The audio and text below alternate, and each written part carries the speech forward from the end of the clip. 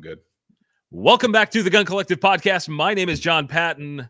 And guys, we've got a couple guests today that are the purveyors of some of the most wacky stuff I've seen in the gun industry in recent years. And I am very, very excited to talk to them. But first, we got to talk about our sponsors, Blackout Coffee. You guys have heard me talk about Blackout before. Go to blackoutcoffee.com/TGC. Get yourself a bag of our Tenacity blend. It's got a little bit of extra caffeine and it tastes delicious and you're going to love it. Go check it out. blackoutcoffee.com/TGC. And then, of course, also check out the Guardian from Radian Weapons. Radian has this really interesting thing that is meant to protect your fancy schmancy optics that you mount on your pistols. They've got it for Glock MOS. They're working on other guns. I've got one protecting my RMR, and we have smashed it into all kinds of crap, and the optic has held up. Check it out at radianweapons.com. Again, it's called The Guardian at radianweapons.com. Now, I have the boys from the colloquial name of the company is STinc, but it's actually Stuff and Things Incorporated. I've got Ian and Will. How are you, boys? Pretty grand. How you doing, man? Not too bad. I'm outstanding. We're not actually incorporated, though. That's the we're a DBA. What is it? Stuff. So, our actual name is Stuff and Things LLC. Okay. So to actually get it to be STinc, we actually when we filed the DBA with the state of Pennsylvania, we couldn't actually have ink in the name because we're not incorporated. So they sent us a letter of rejection, like, no, you can't be STinc. So like, oh, no. I wrote them a letter back. I'm like, no, it's SN Tink. Tink being a magical made up word. And like, oh yeah, okay, that's fine then. All right. Okay, so we got around it. we got STinc in the building, and I don't know, like, it is very difficult to pin down what you guys do besides goofy shit. Can you give me like some kind of idea of the breadth of guns that you're producing products for right now? I mean, mostly I would say the highest seller right now is Keltec accessories. Like what? Give an example of what accessories. Like a 50 round high cap mag for a CMR 30, PMR 30, or high cap mag for a CP 33, which makes it a CP 55. Okay. Wow. Vertical foregrips and stuff for Keltecs that match the look of all that stuff. It's most of it, I would say, is just parts that we wanted and the market didn't produce, so we just make them for ourselves. And then we're like, let's see if anybody else wants them. And the market has responded that they do want some of our dumb stuff. So, I mean, you call it dumb, but honestly, it's fun. You know what? Like, talk about the trigger. The two-way action trigger, or the twat. I mean, the shocker. Did you really call it the twat? Is that a thing? Two-way action trigger, the stink twat, right? Oh my gosh! Let me preface this by saying, when Ian and I first got together to establish this company, you know, we had both been in the gun industry for years, you know, at that point. And you know, we're looking around. You go to SHOT Show, you go to the NRA shows and all that, and you see, everything's an AR, everything's tactical, everything's, extreme this, and there's a place for that. I mean, we got plenty of cool tactical stuff here, but we're like, there's like 99% of shooters in America are shooting at the range. We're just having fun. Like, I mean, yes, you have your firearms for a tactical or defensive situation, but most of the time you're shooting it, you're just having fun. So why not have fun with the business? Let's take our product seriously, but not our branding. Let's have some fun. So yeah, Stink Twat. Our firearms division is the Firearms Research Technology Division, or FART. So because we're 6-year-olds. Yeah. So the trigger is essentially, for those that don't know, it looks like a sort of paintball trigger. Use 2 fingers to actuate it. It works on a regular AR lower, and Ian's got one there you can kind of see. Yeah, just go to there. What's your Instagram right now? I don't remember what it is. Stuff and Things LLC, all one word. There you go, Stuff and Things LLC. Check that out. Yeah, I'm sure they've got video and all that kind of stuff. So they've got the Keltec stuff. They got the trigger, and what other, like, you guys are making all kinds of stuff. What else is there right now? So right now, the big project we're working on that everybody is asking about because we teased it probably earlier than we should have is the Bizon. If that's pronouncing it correctly, the internet will skewer me. But Bizon conversion kit, I don't know. Bizon, I don't know how it's Bizon, pronounced. whatever. PP19. PP19, which I have up here. We have a couple of our examples there. So what is that? So it's like a Russian. What was it, like an 9x18 originally? Yeah, it's like 9 Makarov. Yeah. So it was like a cylindrical magazine, so they could hold more in the gun, but you can't get them in the U.S. for some reason, and we don't like when people tell us we can't have things, so we'll just make our own. Like we're becoming the, like the what people call our CMR30, the MP7 at home. Sure. Or we'll make like the FAMAS at home out of a Keltec RDB or I don't stuff like that. So this is kind of like the Bizon at home. It's this gun. Yes.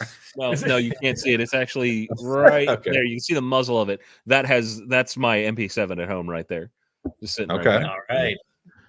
Yeah. So this Bizon project, it's a 9mm AK with a cylindrical magazine that mounts underneath the gun. And I'm describing that because we have people that only listen to the show. They won't be able to see what you're showing. Okay. Gotcha. Yeah. So it almost looks like a grenade launcher, on the underside of the gun. So for those listening, picture that, just a big tube coming out of the mag well and going pretty much all the way to the end of the muzzle.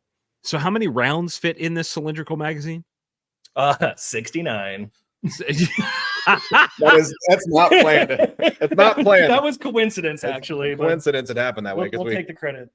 We had to put 4 dummy rounds in there, and because of the 4 dummy rounds, it took it to 69. So I feel like you just need to call it the nice mag. Yeah. There we go. Just nice. Just have that South Park guy with the red hair on the back. Nice. So what you came up with this concept? How far are we from like seeing this fully available? Are you, first of all, better question, are you going to sell it as a complete unit or as a conversion? As a conversion kit for people that have 9mm AKs. Eventually we'll get all the manufacturers of 9mm AKs. Right now we're starting with the 2 Centuries because they're the easiest to take the magwell out. Like the one's made for Glock mags, the other one's made for Scorpion mags. Okay, so you're removing that. Okay. So all the conversion is you take your handguard furniture off, you take that magwell out, which is as easy as just hitting the factory magazine catch, and that whole magwell will come out. Oh wow! And then you put our handguard on and our magazine, and you're good to go. Like that's as fast as the conversion will be. It will also come with the flash hider as well. It'll come with the flash hider and some other Bizon accessories. Bizon. I don't know. How to pronounce I don't know. We're just going to say it differently every time. So, I mean, that sounds really, really easy. Why has nobody done this before? That's the question we ask on a regular basis. Like why? I mean, that's how the Shocker came into fruition. I said, why hasn't anybody made like a paintball style trigger for an AR? And then a week later, we had the first prototype, and just making people angry on the internet with the stupidity of it. Ian makes sound way more like serious than he is. It's more like comes in like, hey, I got an idea. Usually goes like this. I got an idea, and then I go, shit. Now what? Start 3D modeling. Yeah, I honestly, like, I've seen the evolution of the brand and seen you guys sort of growing out of, well, I guess nobody else will do it, so we'll do it. That sort of mentality of just making stuff that others reject as possible or profitable, and you guys have just been accepted as that brand, and it's kind of awesome, right? I guess. I mean, we just don't we don't want to make stuff that like everybody else is doing. Like, yes, we could make suppressors, we could design K-baffle suppressors all day, and we've tried a bunch of different ways to make a suppressor just because we want, like, if we're going to do it, we're going to do it differently. Like doing the same old shit and just pumping stuff out the door just doesn't really interest us. Like, it's not fun for us, I guess. And that's kind of how our name came to be, because we just didn't want to be like another, Greek mythology tactical or, Spartan ordnance of some kind. Not shitting on any of those companies. They're all great. Yeah.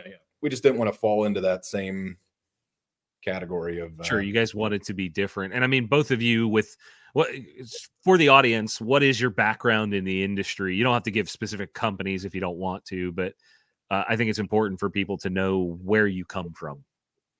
I've been an engineer for years. I was the head of new product development at a major firearms manufacturer, which we shall not name. So yeah, I've been doing gun stuff and tinkering for years. Jordan Vinrow, I've been doing work for him for the last, 12 years at this point.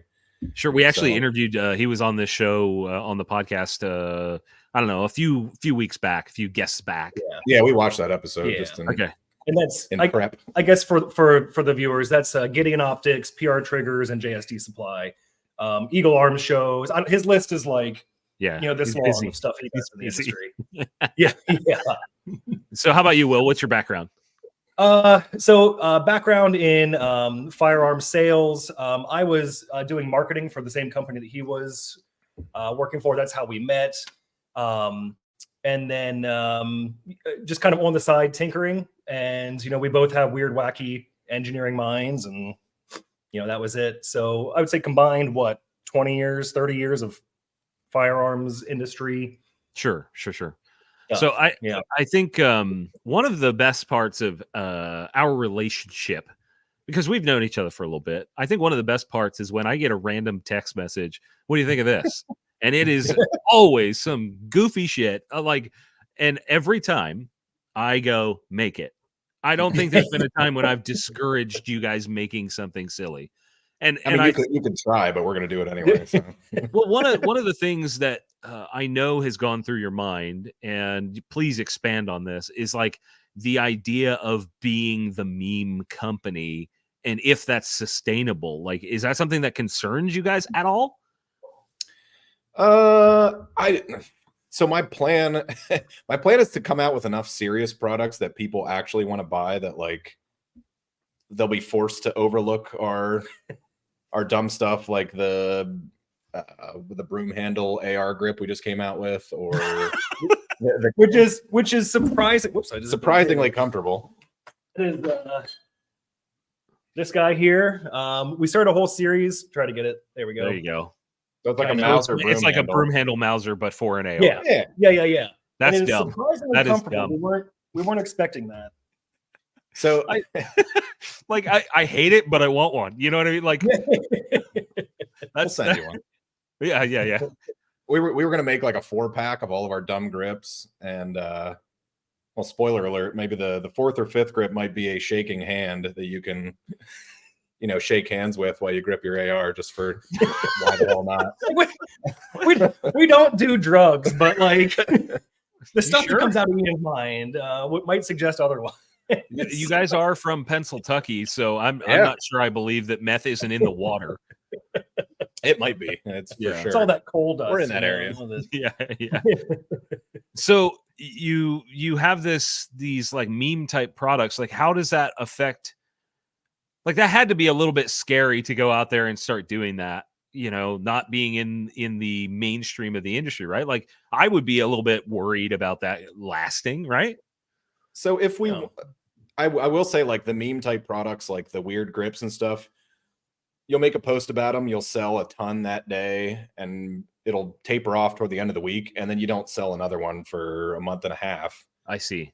Now the beauty, we don't really care, because the beauty about 3D printing is we don't have to produce 1,000 of them and sit on them and wait for them to be sold. So, for stuff like that, it's almost like print on demand. We'll print like 10 or 15 to start, see how they sell, and then go from there.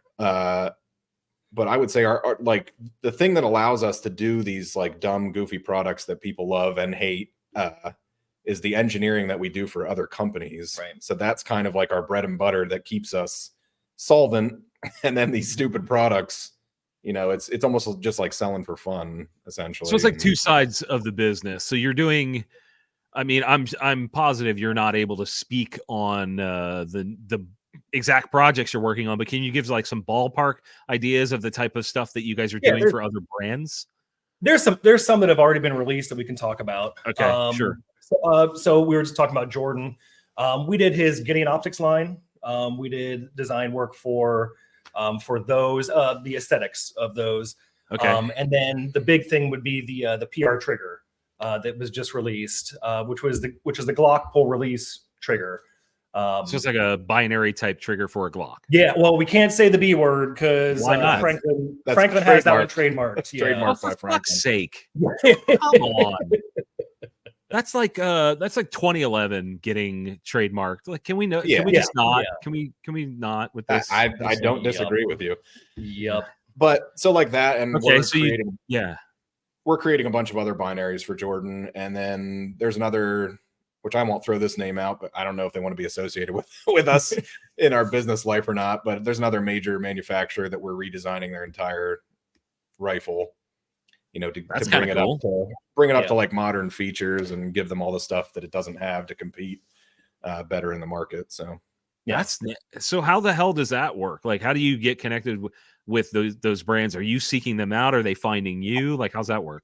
They always seem to find us. Yeah, I don't know how it happens. I wish I could tell you how it works, but yeah. We do have a buddy who helps us out pretty frequently, and he has been well connected in the industry. He did a lot of trade shows and whatnot in his career, and so he knows a lot of people. And then somehow a conversation will happen with him, and somebody knows, like, oh, we want to redesign our rifles, and be like, hey, I know the guys, like trust me on this one. They're quirky, but they'll get the job done. Quirky? Do you think he called you quirky, or do you said you guys were fucking weird? Yeah, it was probably some different verbiage there. You know what? To be fair though, like, you guys, like, just interacting with you don't strike me as that type of neckbeard. You guys don't come across like the sort of meme culture guys. You don't, because that culture has a specific way of acting and behaving, and I'm not knocking them. You just don't line up with that sort of mentality and fake autism that a lot of those guys claim to have. I think some of them have real autism, but perhaps. But I think there's a proliferation of fake stuff that bothers the hell out of me. Yeah. Touch of the tism. Yeah, like I get it, but we can do better than that. We can come up with a better term. I mean, that's not our style. I mean, we like funny stuff on the internet, but we're capable of being serious and in times of need. So. I think that's something that a lot of brands do not possess, is the ability to take a joke. Yeah. Oh, why do you think 100%. That is? They're afraid it's going to hurt their bottom line, I guess, and we don't have that concern necessarily. So that's why we'll put out whatever. I don't give a shit. Oh, we'll put out whatever. We designed a Guitar Hero, Guitar Hero flipper trigger for an AR. Almost like how the shocker works, but you put it on and just like strum like you would a Guitar Hero. We never brought that to market, but I was going to say, where's that? We don't give a shit. There's some, that's we're not worried about it's functionally safe. We're just worried about the idiots on the range and what they would do, something like that. Because you pretty much have to hip fire that thing. Oh, right. Yeah. Right. Oh yeah. Yep. And all it'll take is somebody doing an air solo and sending rounds wildly into the air, and that's not something you want to be a part of. Yeah, we didn't come out to market with that one. So yeah. So there you go. That's we're silly, but we also toe that line of serious. We know where that line is. But, okay, so you said they're 3D printed, and largely that's like a core element of your business. But I think when people think 3D printed, they think of a dude, with a typical, Prusa Mark whatever the hell at home making some turd of a thing with layer lines and weak adhesion and all that sort of stuff. And you guys operate. So people, I think there's a consumer issue where people see 3D printed and they think consumer 3D printed as opposed to industrial 3D printed, because it's still pretty new. How do you think that affects your business? So just like on our website, I've noticed, a lot of people, we'll get emails, people being concerned that it's 3D printed. And on our website, on our products, I used to have, 3D printed, and that just had a really, just like you pointed out, kind of a negative, feel to it. So I changed the wording to SLS printed nylon. Interesting. Or SLS nylon, which is still, accurate. It's selective laser sintering. which is the technical term of the type of 3D printing we do. You know, so and I think as the printing becomes more popular and as more people learn about it and they learn about the different types of it, you know, SLS is becoming a more recognizable term. So those that know the 3D printing, they see that like, oh, okay, this is actually a good print. You know, can we eliminate layer lines entirely? Almost, but pretty, you know, they're pretty close. You know, they might still be there in certain angles. But so for those that don't understand, what is selective laser sintering? How does that work?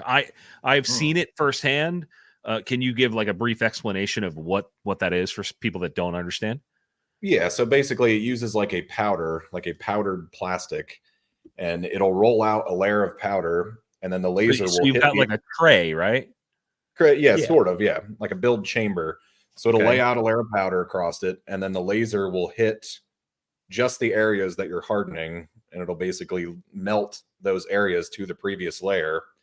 You know, like any other 3D printing would, it builds up by layers, but this just shoots a laser to melt that plastic, as opposed to like laying down a bead of plastic, if that makes sense. Yeah. And then it rolls another layer of powder over top of that, does the next layer, rolls another layer of powder, and those layers of powder are like 1/1000th of an inch thick or something like that. I forget what the layer thickness is exactly, but our printer is like plus or minus 2/1000th of an inch accuracy, and that's pretty wild. So puts that layer down, it'll drop that whole print bed will drop, another layer of powder drop, another layer of powder, laser drop, you know, all that. Sure. And the real nice thing about the selective laser sintering is you can fill up that chamber, and it's going to take just as long if you're doing, you know, one part that's 10 inches high or 20 parts that are 10 inches high. It takes the same amount of time. Yeah, because that laser is, you know, essentially instant, you know, that is burning it in there. So it's really just the time of lowering the bed is what adds up. So, you know, that's why we can do production with our printers, you know, like with the like you were saying, like the Prusas or the Enders or whatever, you're doing one part at a time. You do 10 parts, it's going to take you 3 days to print it.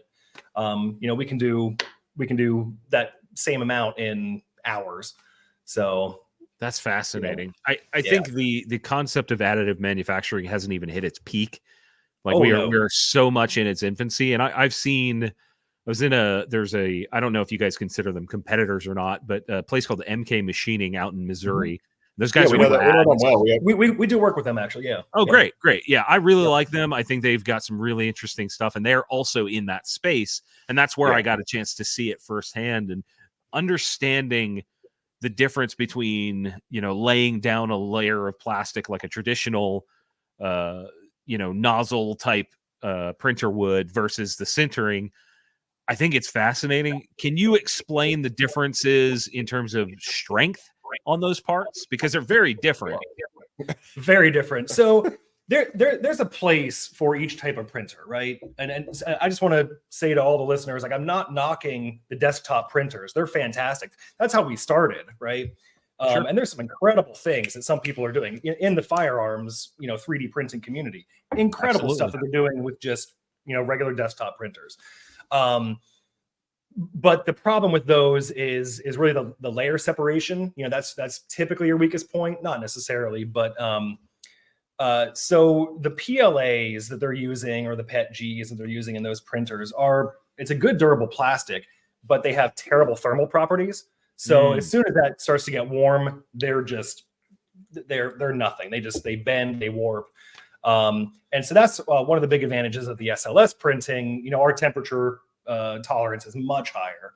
And then in terms of just its shear strength, it's 3 times, 4 times as hard as it's probably more than that. Probably more than that. And then we just got into carbon fiber printing.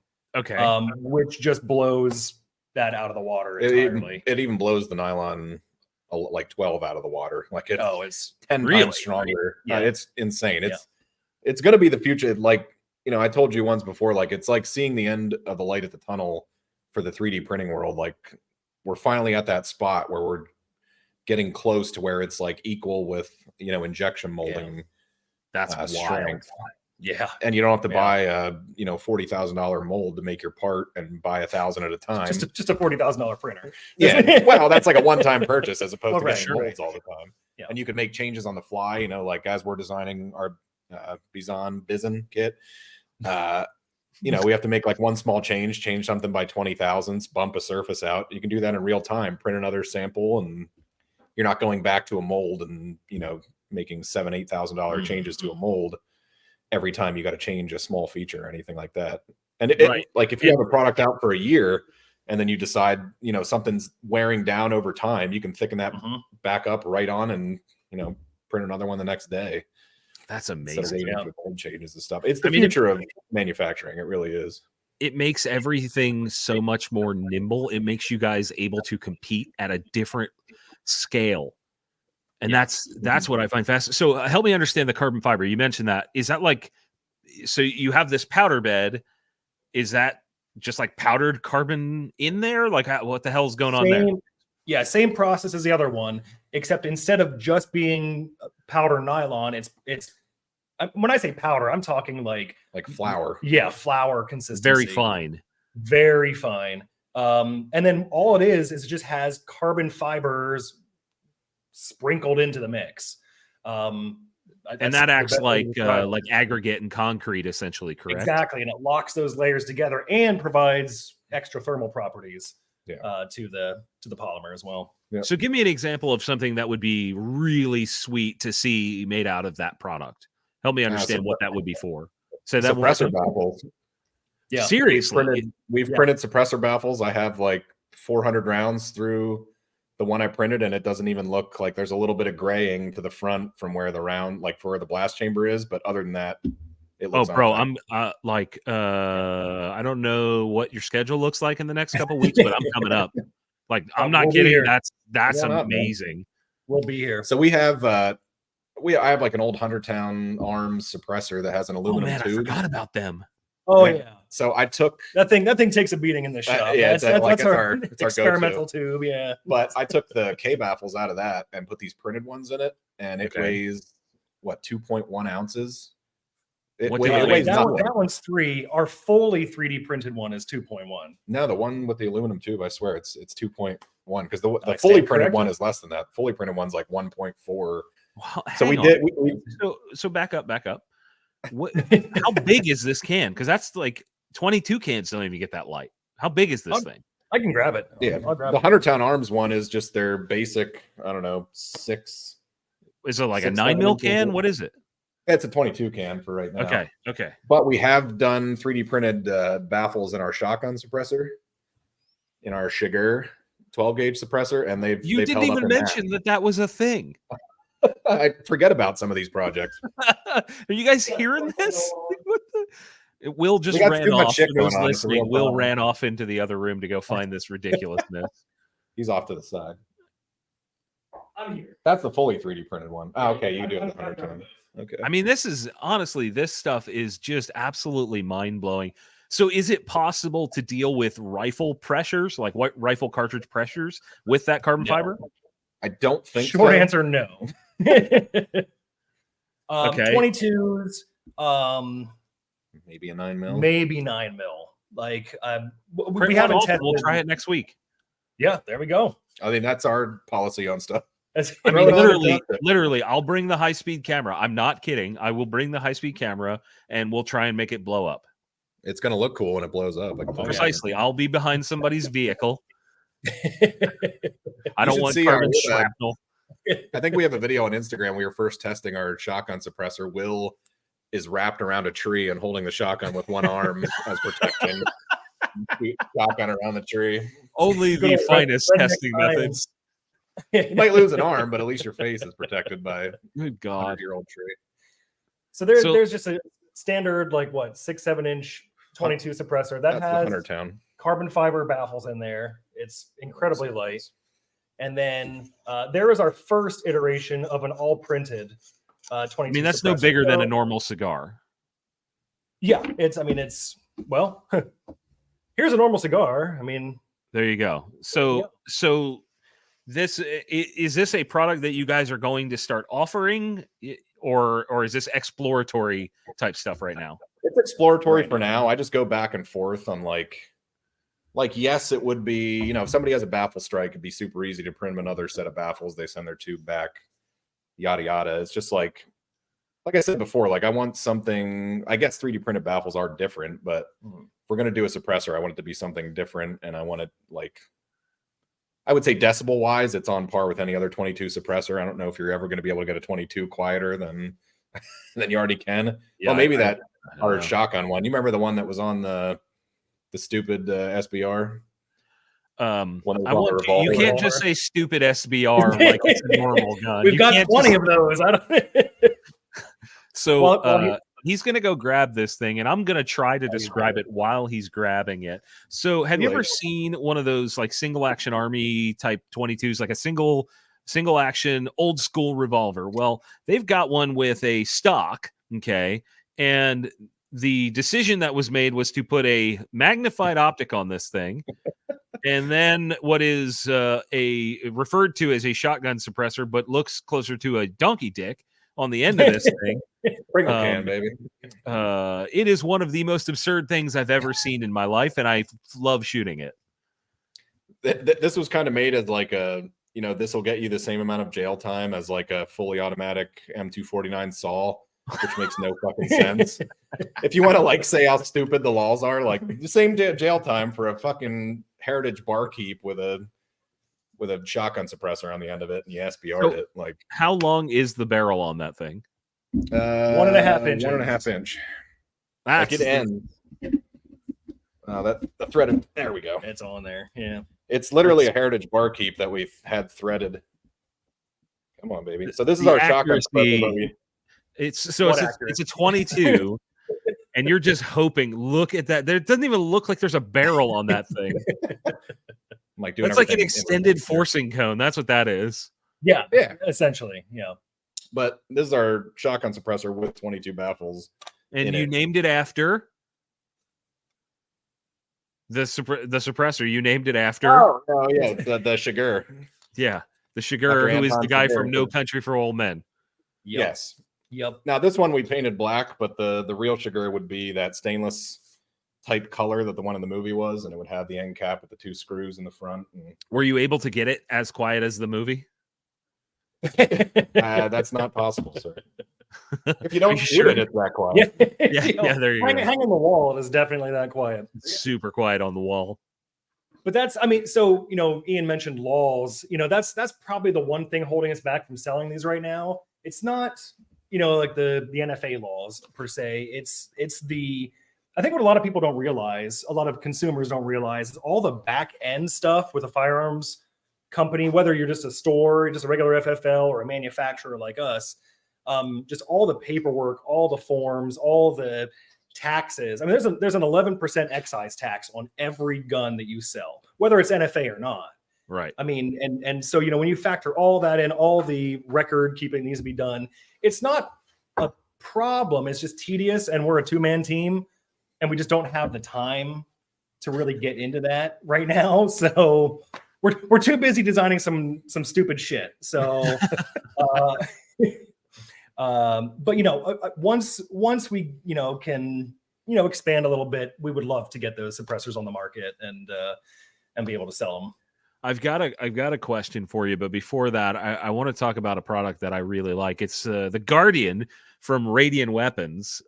Just go to radiantweapons.com, check out the Guardian. They've got a bunch of stuff. Got it for the Glock MOS. They've got a really, really nice barrel and comp. And they just released at SHOT Show some new products for the SIG 365. Check it out, radiantweapons.com. And, of course, go to Blackout Coffee. Get yourself a sipper of tenacity. blackoutcoffee.com/TGC. Check it out. Okay, so I want to understand something here.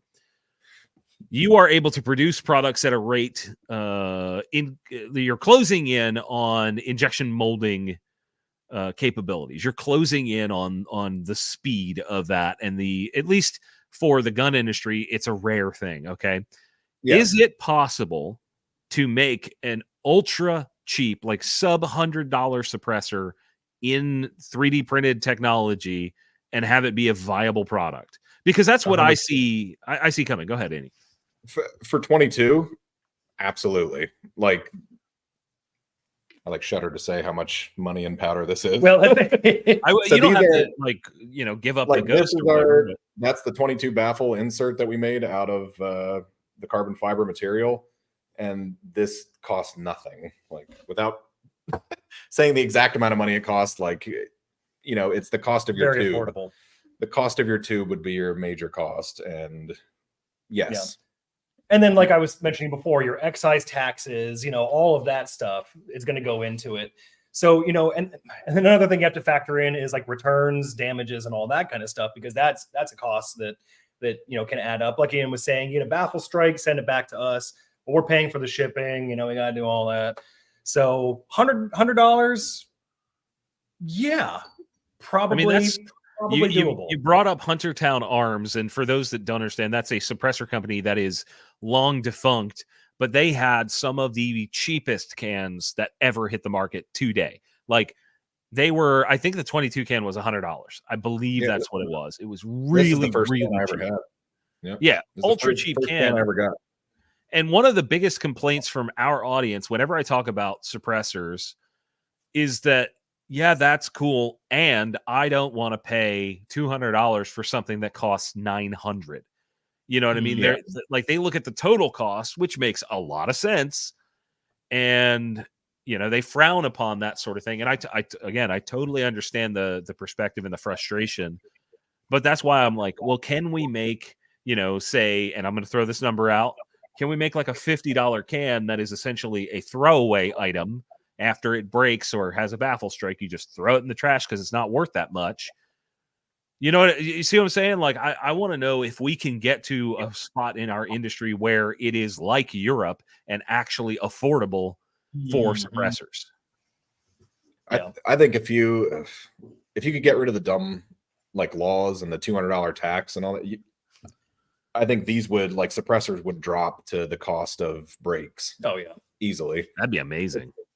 Yeah, that's about what it is. I mean, there's not much more machining. I feel like some people just charge a lot because they can, sort of. I don't know. Sure. Although yeah, a lot of times you're paying for the brand, right? You're just paying for the name that's stamped on the side. Even do you feel that way even when we're seeing now like 3D printed Inconel and wacky stuff like that? Like, do you feel like there's an additional value in that engineering and material? There's definitely value in the engineering, but yeah. I mean, is anybody really like breaking down the doors with suppressor design anymore? Like, I feel like everybody, I don't know.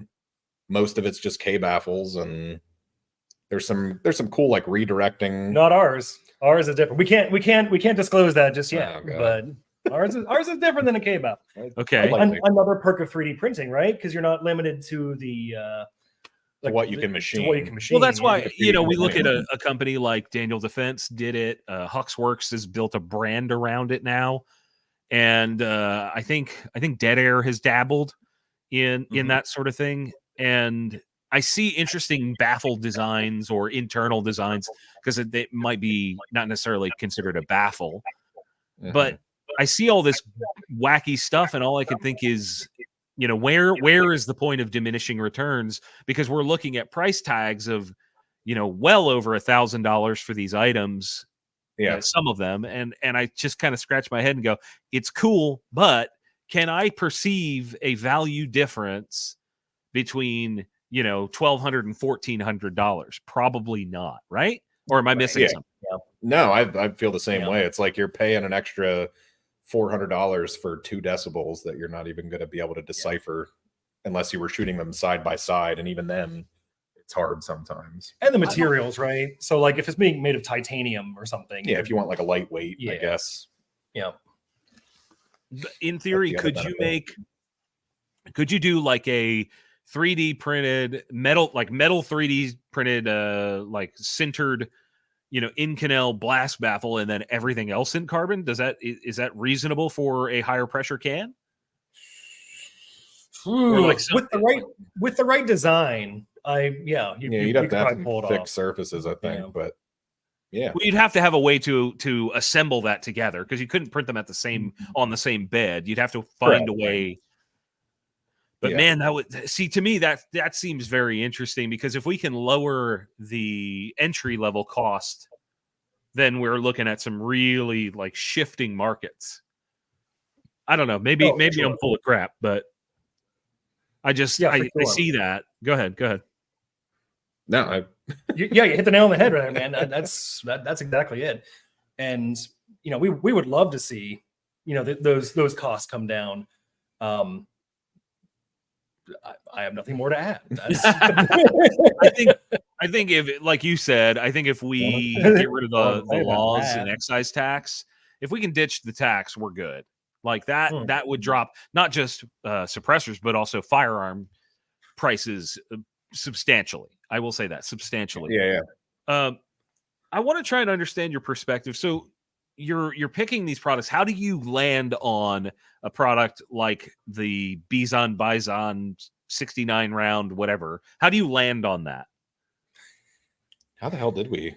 Well, we got drunk one day, and seriously, like, is it that? I mean, that's hilarious if it's true. I mean, that might be the case. I feel like we just saw like a picture of one, or somebody. I think it was Call of Duty. I think it was that gun is popular in Modern Warfare 2. It was really popular. That's it. Yeah. Maybe we saw it in a video game and we're just like, this is cool. Why doesn't anybody make one? And then through doing research, you find that they can't import them anymore. And then the other thing that sucks with the real Bisons is that they change the receiver. They take a giant cut out of the bottom of the receiver to be able to get the mag far enough up in. Okay. So like our design eliminated that. So you wouldn't have to do that to your receiver. So you can just swap it with our mag and keep your regular 9mm receiver. We have like a longer feed neck which ended up being a complete pain in the ass to design how you get from a helix to a fucking vertical mag. That is a pain in the dick, but we figured it out finally. Our thought is like, so people don't have to, like, your average person isn't going to do gunsmithing. They're not going to go after a Bison if they know they have to chop their receiver apart and never be able to go back. So our object was to create a kit that you could turn it into a Stizon. We'll call it the S&T Bison. I like that. That should be the name. That's the name right there. Do that without doing like irreversible changes to your gun. Like you could switch right back to your squirt mag fed version in 10 minutes. You know what I mean? It's a quick conversion. So wow. Yeah, I mean, we're gun guys, right? We always were gun guys, even before we were in the industry.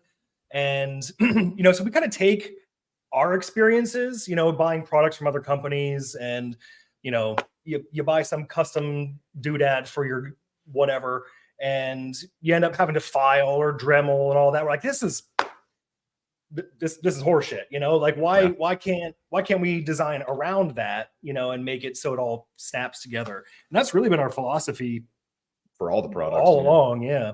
Including working for other companies, is how can we, keep it as simple as possible for assembly, but also as, feature filled as possible. I think that's a big part of the reason we get along, because you guys, it feels like you're coming at it from the perspective of a consumer rather than the perspective of an engineer. And I would argue that a lot of the issues that we see in guns in general are the result of an engineer that is either overpaid or overvalued, and then they stick this idea in a final production gun, and the world ends up hating this, whatever it is, this particular aspect of whatever the hell. And I feel like you guys get out of your own way in that sort of mental picture. You get out of your own way and say, how do we do this so that it's actually good and actually what a consumer would want? Correct. And we always like, we'll do multiple revs to a product just to get it to the first time we designed the shocker, it had a custom trigger shoe. So you would have had to take your trigger shoe out of your AR, put ours in, and then that thing would hook over. And I was like, well, we need to make it work with an OEM trigger so people don't have to do that. People don't like swapping their trigger. They'll get the springs facing the wrong way. I did it way back in the day when I was, took my first AR apart. Sure. So we eliminated that. We got rid of that. And we made it work with an OEM trigger. Now the only piece you have to swap is the trigger guard. You just take the trigger guard off. the shocker slides up over your existing trigger and works with that. So just stuff like that. We always try to get our products down to where it's as simple as possible. Where does that come from within you guys? Like, that comes from a specific spot. Why do you think that that is a sort of value, a pillar of your brand? I guess just to appeal to people that maybe aren't, like, we're hardcore tinkers. Like, we'll take this thing to the mill and mill it down to what we need if we needed to do it. But like, that doesn't help most end users that don't have these tools or, you know, the ability to do that type of stuff. So it's just keeping the end user in mind and keeping it as simple as we can for them. Yeah, that's what it is. It's just it's our own humble background, being the end, you know, that end user for even to this day, you know, like still buying new products and, you know, checking them out, trying them out, having fun. Sure, yeah. But yeah. I was just thinking of one of the, like, I'm going to preface this by saying we love High Point, but we took apart one of their we took apart one of their carbines recently, and we were like, how the hell do they assemble this fucking thing? Like, it's just so many unnecessary steps. I wish they would let us redesign that just for easier assembly, like, for the love of God. Yep. So one of my favorite things in the industry is teasing my buddy Dave over at High Point by referring to the slide as cast iron. He, like, it's not cast iron, but every time I can, I publicly call it cast iron. I think it's one of the most ridiculously top-heavy designs, and thankfully, with the Yeet cannon, it's starting to push the brand. In fact, I recommended that High Point come out with a premium line of guns that were $400 to $500 to change the perception of the brand as a whole. I was on the phone with him the other day, and I'm like, dude, you guys need a premium High Point, because the perception now is they're trash. Everybody just goes, oh, they're junk, they're junk, they're junk. And I've had some really fun shooting experiences. They do work. Yeah. I forgot a pin one time. You'll laugh at me for this. So there's a pin in the rear of that gun that's required for it to stay together. And I was swapping some things around, and I fired the slide off the gun. That's the kind of fun that I like to have.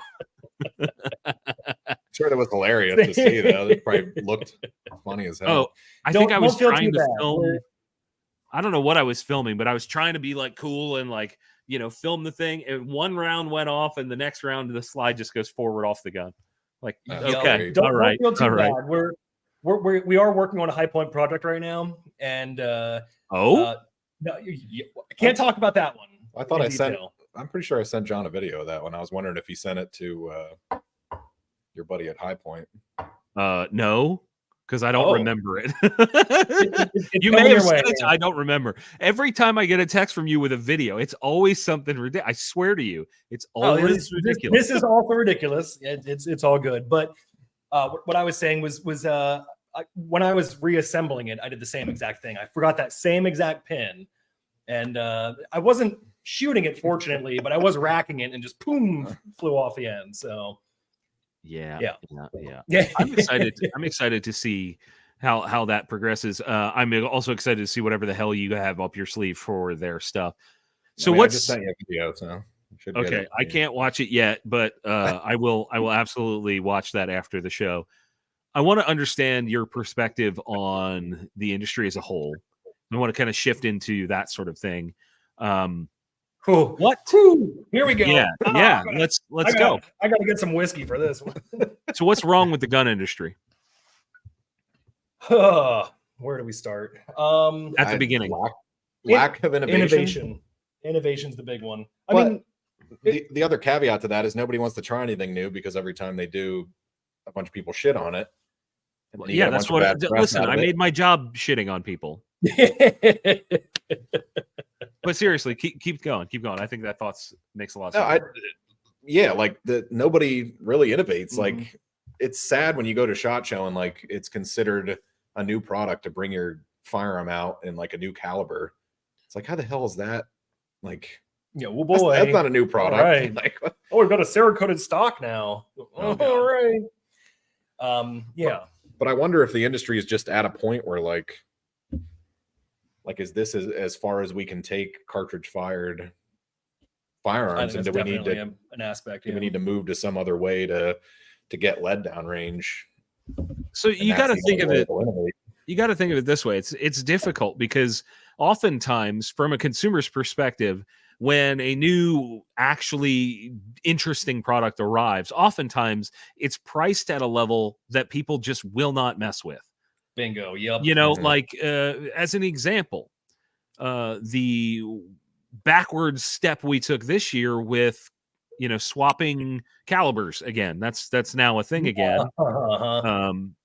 You know, and the industry proved that was not necessary. Well, the conversion kits for some of these guns cost as much as a whole new AR-15. And I often kind of sit back and go, well, hold on.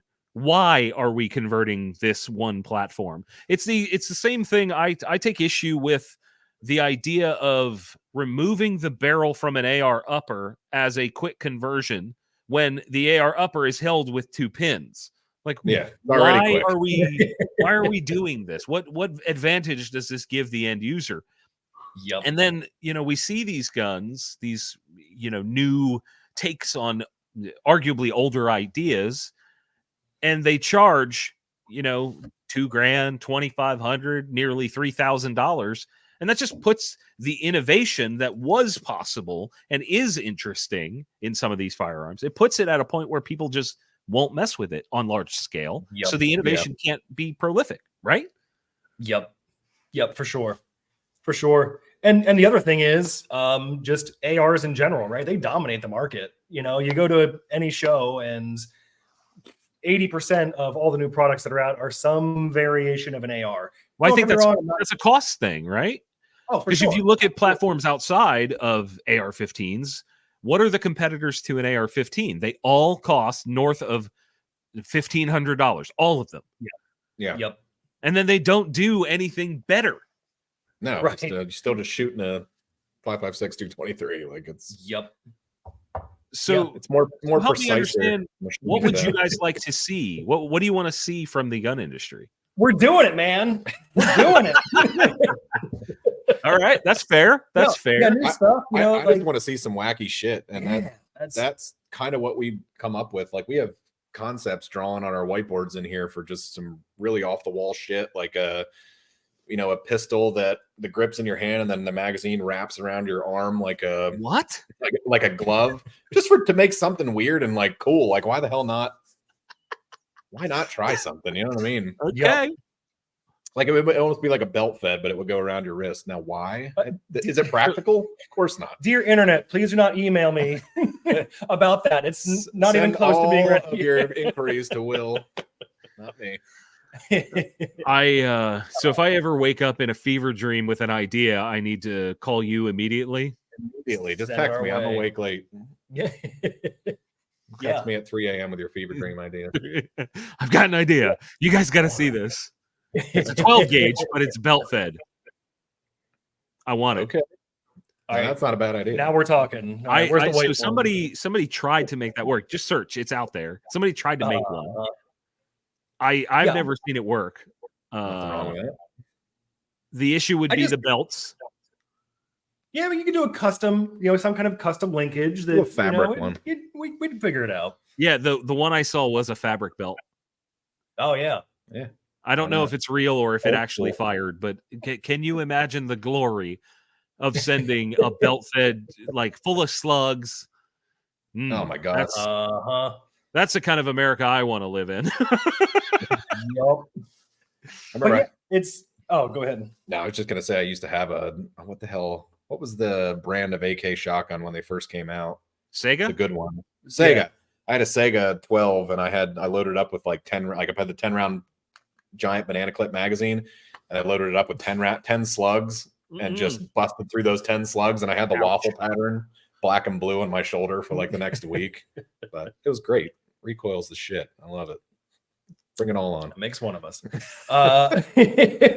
So to go back to like the whole innovation thing, you have, I feel like we've peaked, maybe even like 20, 30 years ago, we really peaked in technology in how to make a good,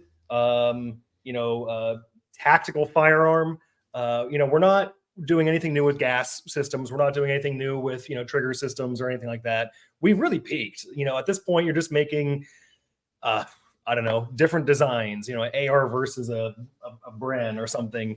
And that's where we come in, right? Is just, we've recognized that we're not necessarily going to change the game on a serious level, but why not change the game on a fun level? Like I was saying, well, this is definitely true, and that's like the goal, is trying to find that sweet spot. But right now we're just focused on the dumb stuff. Listen, if you got to build your life on we're making cool stuff, stuff. There are worse ways to do it, for sure. At least we're having fun. Yeah, right. Well, like I was saying, like most of the time when we're shooting for fun. We're at the range. We want to have a good time with our buddies. We want to, just go feel some recoil. We want to, blow up cans, whatever. So, like, why not make that a fun experience? I'm not knocking, the tactical side of things. I'm not talking. We do all that too, but it's more often than not, you're just going to the range to have a good time and relieve some stress. I go to the range to work. What's that? I go to the range to work. Well, that too. We do that too. We'll like take a gun home. My wife will be like, what are you doing? So I gotta work. I gotta go out and shoot 1,000 rounds through this gun. Work. I was talking to another PA-based manufacturer named Mitchell Defense, and he was talking about doing a 10,000 round torture test on one of his ARs, and I was like, that sounds awful. That does not sound fun at all. It sound like that would get boring. Tell him we'll give him a shot to run it through. Run it through its paces. There you go. Yeah. But yeah, so like the Bison, that's kind of one of our like first forays into doing something serious. Well, our mag extensions are serious too, but I guess you could consider the bullpup kits that everyone shits on a more serious endeavor. Shout out to James Reeves. Not everyone shits on. Only James Reeves shits on them. We like James. We know we're buddies. Secretly, he likes them, but his public persona has to hate him. So when is the Stizon? When is that coming? I would say I'm hoping we're like a month or two out from being full production on them. So are we going to have one? Day. Sorry, go ahead. Say that one more time. I was just going to say the amount of messages like that we get on all of our social media and our website and stuff are almost, well, either does your kit fit my AK that I made myself out of scrap parts, or it's about the Bison. Those are the two biggest things that people are messages about. So we need to get that done. John, can I use your platform for just a second? Anyone listening who's interested in one of our bullpup kits, please check the FAQs before you email me about whether your gun will fit in our bullpup kit. I'm just going to tell you right now, nobody gives a shit about your FAQ. Yeah, 100%. Nobody cares. People will see the product and immediately email you. They don't even know there's an FAQ. No. It's one of the funniest things watching gun companies try to answer like really basic questions. Because like I'm guilty of it too. Like I'll see a product and immediately just like, I wonder, whatever this is. Doesn't even have to be a gun thing, but that's very funny. Yeah. Check out the FAQ on that bullpup kit. More importantly, are you going to have that Stizon? I'm calling it that. Are you going to have it at GunCon this year? Yeah, 100%. It'll definitely be ready. But if it's not ready by then I might not be in the industry anymore. That's like 6 months away. So we got to be ready by then. We have it. It's what, 90% done. All the internals, everything's figured out. Just a few little tweaks. That's all we're doing right now. Do we need have you tested it suppressed? Have you tested it with subsonic? Where are we at? Yeah, suppressed and subsonic. My plan for GunCon is to have one of them be full auto that we can bring for people to shoot. So that will unfortunately be a media only event, the range day. However, if you want to come see the fun stuff, you got everybody excited for a second. Sorry, but they can watch your video on it. They can they can watch you shoot. Tune in digitally. You can live vicariously through you, John. Yeah, they'll watch me enjoy it. I'm not sorry either. Yeah, people have asked a lot about a public range day. I'll simplify. I cannot afford a public range. I can't afford the insurance on a public range day. Yeah, nobody can. Yeah, good luck. It's absurd. I had people get mad at me for not having a public range day. I'm like, I just can't. Plus, you don't want to stand in line waiting to shoot the latest greatest thing for 5 fucking hours. You don't want to do that because that's how it will go. If we throw a public range day, there'll be way too many people and way too many lines, and no one will have fun. And I don't want to do that. So we've talked about a lot of stuff. Is there anything that is coming from you guys that you want to tease, you want people to know about, anything like that? I want people to know that our object at GunCon is to get the most tickets in our giveaway bin, because we're going to give away something extremely wacky. It will be a firearm this time, a complete firearm, and it will be something you've never seen anywhere before. So, okay. So if you're coming to GunCon, it may be a one-off. We haven't decided if we're going to produce these yet, but it's going to be hilarious, and it might be a one-off. So. It's so stupid. I am both excited and terrified of whatever the hell. It's so stupid, but it will be an operational firearm this time. Okay, that's even worse. The thing is, so I want people also listening to understand this. GunCon tickets go on sale in late March.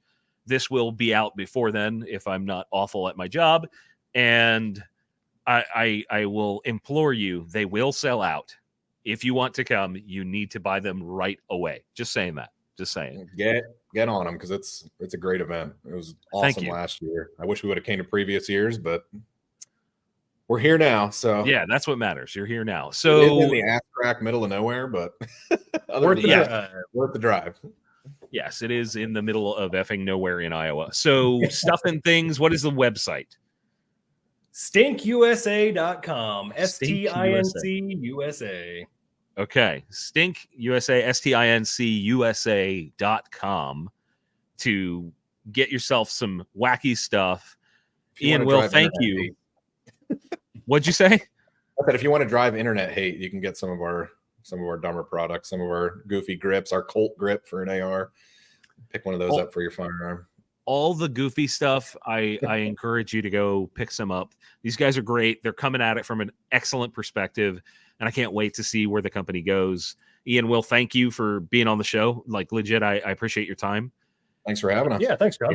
Yeah. And if you guys out there listening, watching, could go check them out on social media, that would be awesome.